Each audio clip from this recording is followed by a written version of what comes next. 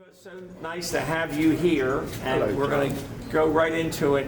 Tell us, as a child of Greek immigrants, because you were here basically from the beginning and all the way through today, which is your birthday. Happy birthday, Eva. Happy birthday to you.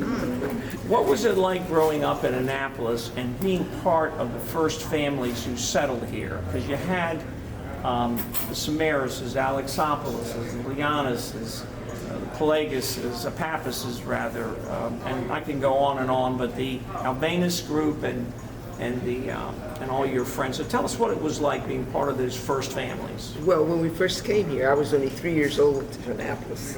My father had made his money, and he bought a house on Prince George Street. So there weren't that many Greeks. The Alexopolis and they were after the Lianis now, Jim Lianis, and then the Benellises. You know, they hadn't had children yet. Okay. But so there were very few. The Mandresses were only the Mandresses down there. And we lived on Prince George Street that had an alley going down to Dock Street. And I remember the Mandresses had the restaurant there on Dock Street, and Georgia Mandress would come up and go, "Hoot," for Viola to come out and play with her. And I was the youngest, and if we went down the alley, it was Pinckney Street where all the African American lived, very poor families. And then on the corner was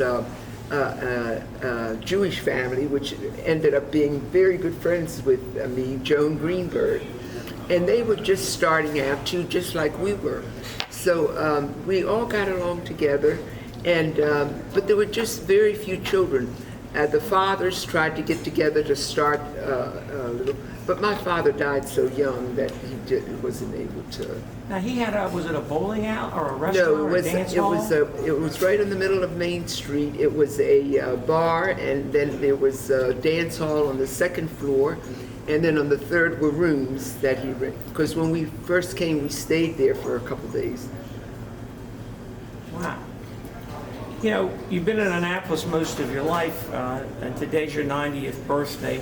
Can you reflect on some of those experiences about being here as a young Greek girl and going through life and getting married?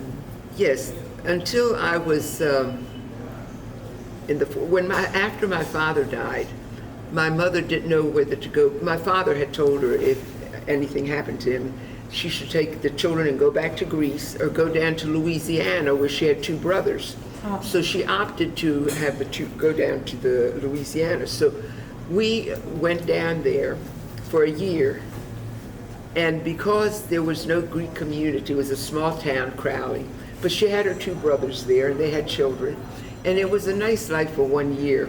But they would take us to Baton Rouge take communion and church. But there was no Greek family, and she would always March 25th put that little fustanelis on, and whatever she'd get the cousins to do it. But she just wanted to get back to Annapolis. Now, after a year later, we came back to Annapolis. It was around 44, I think, and the war, I don't know if it started or was it, but anyway, yeah. So that's when we got involved with the Greek community. It had built up quite a bit. My mother was in Philoptochus. We started the first day when the church was built, the choir, and I remember all the girls and boys and the midshipmen would come, and so we had a very nice group there, and I have been with it ever since, playing the organ, just singing and doing everything. I loved it. You were an important part. You were the social secretary for the church. Oh, yes. Just involved in the whole... The whole different thing, yes. And it was at the time when we built the Hellenic Center, and there was a lot going on, a lot of people. And I met so many people that had come in, and now to this day when I see their name, I remember them, and they remember me. A lot of the families are still here, and yes. thanks to you all. Eva, one of the things, you've been in politics your whole life. When I say politics, you worked with Senator Asplin. You've been around politics.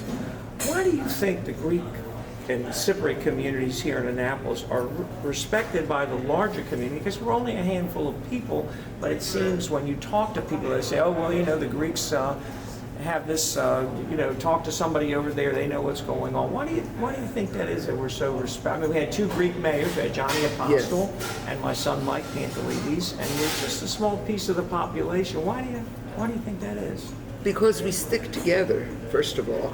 And I remember when I was working in the Senate there, they'd have groups coming from Greece and they'd call me, you know, and I would go over and help them. And it was amazing the difference you could see how their government was over there and how ours was. But we always stuck together. And when a Greek came in, we had, it was the Greek, when Governor, what was his name? Agnew? Who? No, after him. Mandel? No, that he was a Republican. Ehrlich? Who? Ehrlich? Bobby Ehrlich? Bobby Ehrlich? Ehrlich. Yeah, it was Ehrlich. Okay. His defense, or his secretary of not defense, secretary of. He came in. He was Greek. And he came into John Astor's office. He goes, "Yes, so Eva." He says, "I hear you're Greek." I says, "Yes." And he says, and he kept asking me a lot of questions. I says, well, John was a strong conservative. He was a Democrat, but he was conservative, and because I was a Republican, and we would always talk about that. But that secretary, I can't remember his name, was very nice. He'd call me when he wanted a favor or something of John, and we got things done.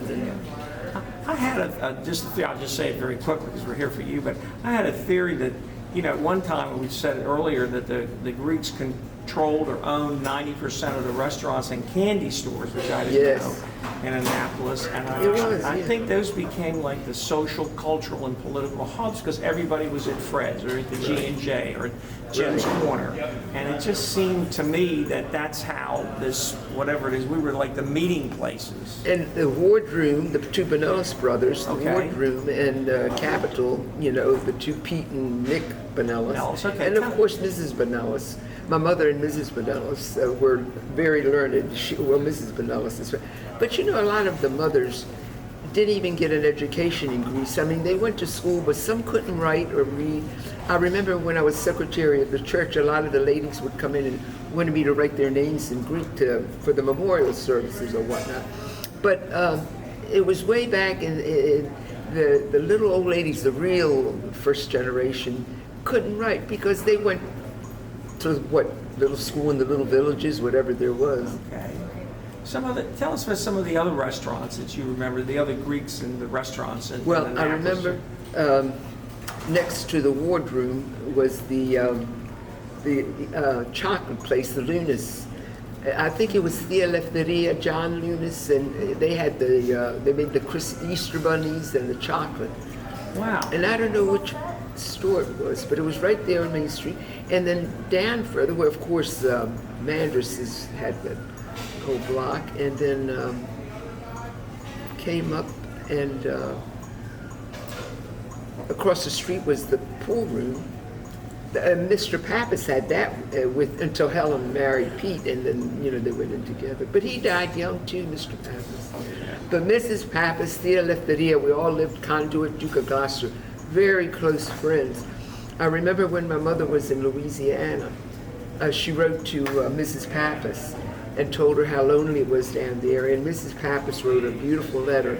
And after the mothers all died, Helen Pelagus brought the letter my mother had written to her. It broke my heart when I read it, my mother.